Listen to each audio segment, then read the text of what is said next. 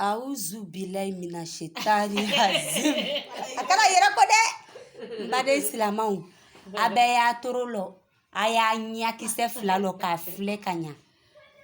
Akana ta fen songo duman fe. Ka bana jugu bla kono. Nele takala jege sambi. Aya fle bere. Ngome na iran. Ka vinaigrette ke ka buan kan ka nyimi. Ne takalo le sanka no bla jila.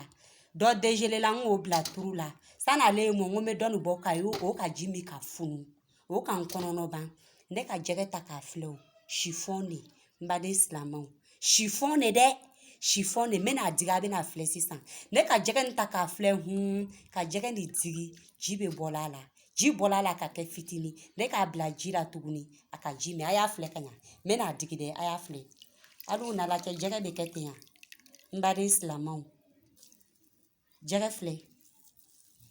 Jege le niete. Aya nyalo. C'est pour sauver des vies. Aya nyalo. Toronte de. Ma bobo le. Ma bobo. Ancien gendarmerie. Oya quartier kura do be ko da salam. Misiri babe. Demisanu be bo. Abobo. Trècheville. Ainsi de suite. Kana kalankei. Mo quartier de la. Aya fle. Aya jege fle. Nka diga kaya kela chugum nake. Mena bla jila tuguni. Aya fle. Amaya. Abe jile minata abe funna. Ni fana ni fle. Aka yeke. Ni ka yeba foko jege le. Jege te de. Chiffone. Aya fle. Anyaba lake. Anyaba lake. Jibe bola jege de late. Aka ya kela chugum nake.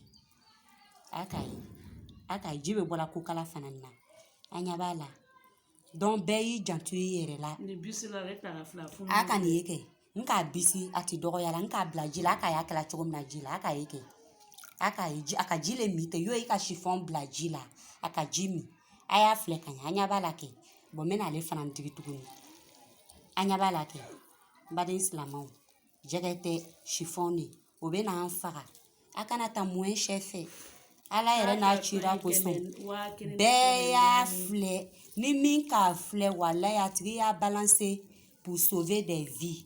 Ni min fana ni ka ye na ma balancer wala isan te ja tigi la. Ne le ba fola te. Mogo be fe san ye ja la. Beya balancer. A fle. Fen fi mam me ke jege kankoro yoro lan. Jege kankoro yoro la. Atoro koro yoro la yani. Nka ni boy yani. Anyaba lake. Ole noron mete. Sachet fin. Anyaba lake. Anyaba la. Sachet fin ni noron mete. Aya fle kanya. Akote don tale niye. Nka min pono. Ati bembrusa. Anyaba lake. Sachet de. Sachet fin ma. Anyaba la. Ma fengela kaseka tetigela. Aka yeke. Sachet fin ma. Sachet fin. Sachet fin ni. Anyaba la. Aya fle kanya. Jege niye. Do ko en. Do ko glucose. Do ko gogo. Abobo ka ko gogo. Ma anu ko ya en. Mogo ma gogo tokolo ya. Aya fle bere. Jege toko yere ka dide. Ma chiffone ni. Be intention ke o kan tromper. Ko ni ka ton yi waka kile ni keme nani. A yere yi waka nani. Kasoro den dan ne ba be konono. Don bade islamau. Kono barate kula de. Kono barate kula. Aya fle kanya. Aya domine fon woloma. Aka yi. Ni fana ni funna tuguni. Aka yi. Kokala fana ni funna. Alu na la che. Jege bere be ketan wa. Depuis la femme me digi la. Ni jege bere li. Sara ma chan. Sara ma noni wa. Mali bia faraba kan foyi makala. Chiffone mbade islamau. Abe janto ayere la. Ay janto ayere la. Ay janto demisanu la. Na ka ta jege san. Aya fle kanya. Aya fle kanya kasoro ka tebi jege te. Aboni bale abobo. Abobo miso ka chie. Abon ne ba abobo logo la teri flana. Don. Anu fana mogo tagala san. Obe na fina maya. Don be janto yere la. Aka yeke. A fola tigi nyana de. Akoko mana ne ko me kanye je kale ba. Ka be na to firi. E pa be ta do were ta. Don be ya fle de. Ni min ka son ya fle kanya. Jegete de chiffone. Aïe Sabari, la santé n'a pas de prix. Je vous demande pardon, mes frères et sœurs. Poisson que vous voyez là, c'est pas poisson. J'ai acheté le poisson ce matin. J'ai dit, il est grillé pour faire vinaigrette, pour verser dessus, pour manger. Après, je m'en rends compte que c'est pas poisson, c'est chiffon. Vous voyez comment c'est devenu petit. Je vais remettre dans l'eau.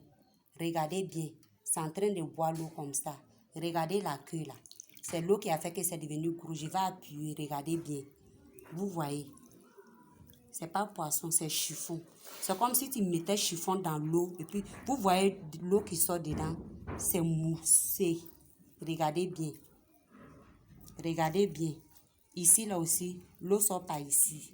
Faites attention. Faites très attention. Vous voyez. Faites très attention. La santé n'a pas de prix. Si vous payez, regardez bien. Ils vont nous tuer. À l'intérieur, regardez. Le truc noir que vous voyez là, c'est pas peau de poisson, hein. C'est sachet noir. C'est sachet noir. Regardez bien. J'ai enlevé pour ce côté-là. Vous allez voir. Vous voyez. C'est sachet noir. C'est sachet noir. C'est sachet noir. Vous voyez. Vous voyez, non? Vous voyez. C'est sachet noir. Regardez bien. C'est ça là, il y a enlevé dans le poisson là. Regardez bien. C'est sachet noir. Vous voyez. Peau de poisson, tu as tiré comme ça va pas se couper. Donc regardez bien. Faites attention. Faites attention. Faites circuler. Envoyez. Envoyez aux autres. Chacun n'a qu'à faire attention.